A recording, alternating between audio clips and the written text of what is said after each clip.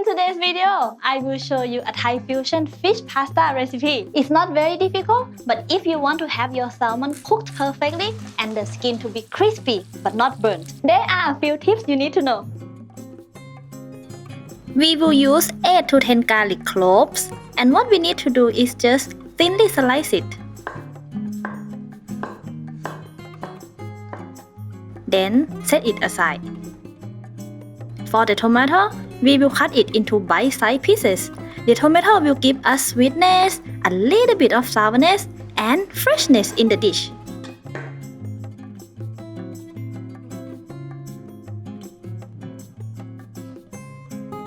Next, we are going to take care of the salmon. Run your fingers gently on the salmon to feel if there are any bone left. Even if that should not be the case, it's best to double check. It's easier to remove the bones with a pair of tweezers. After that, we will cut the salmon fillet into half. Use a sharp knife to get through that salmon skin. Then, carefully drying both sides of the salmon fillet on clean paper towels. Because if there is any moisture left on the fillet, the water is going to drop in your hot oil and start to splatter. Also, getting it dry helps to have a really nice and crispy salmon skin when it hits that hot pan. But for now, we will leave it on the side and start making the Thai stir-fry sauce. By the way, the whole ingredient list is in the video description, and also you can download the detailed written recipe by becoming a patron. For this sauce, we need very simple ingredients: oyster sauce, fish sauce, black pepper, and sugar. Let's combine all well, then set it aside. Now it's time for chilies. We are going to fry up the dry chilies so they are yummy crispy. Don't bully my old and tired pot, okay? To do so, heat some vegetable oil on low heat, then add the chilies and keep stirring for 2 minutes. Transfer it to a clean paper towel. Set it aside. And now we are ready to pan grill the salmon. So again, make sure the salmon fillet is nice and dry. That's very important. Let's season it generously with pepper and salt on both sides.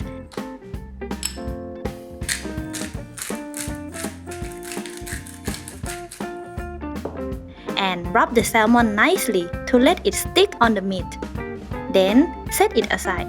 This is the same method I use for my barbecue grilled fish recipe. Salt the outside and make sure the salt stays. If you like fish, I think you will like this grilled fish too. Now, before adding the salmon, heat the pan with vegetable oil over medium-high heat until the oil begins to shimmer for about 2 minutes. If the pan and the oil are hot enough, our salmon skin should cook without sticking. Now, carefully add the salmon skin side down. When the salmon hits the pan, it can turn the skin to shrink, which makes the salmon buckle and cook unevenly.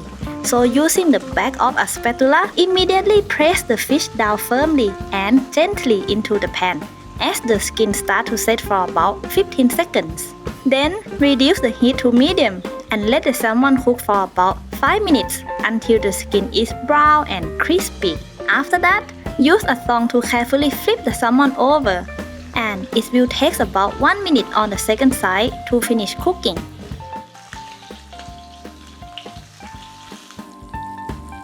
Directly transfer the fish to a paper towel-lined plate to remove excess oil. If you have any question about this recipe, don't be shy. Ask it. I read and comment every single comment. We will drop the pasta into salted boiling water and let it cook for about 8 minutes. After 5 minutes passed, we will start heating vegetable oil in a wok over medium-high heat. Then add the garlic and we will stir fry it for a minute. I really love fried garlic. It smells so yummy. And now for a better flavor, add some chili flakes. Then stir to mix with the garlic for a second.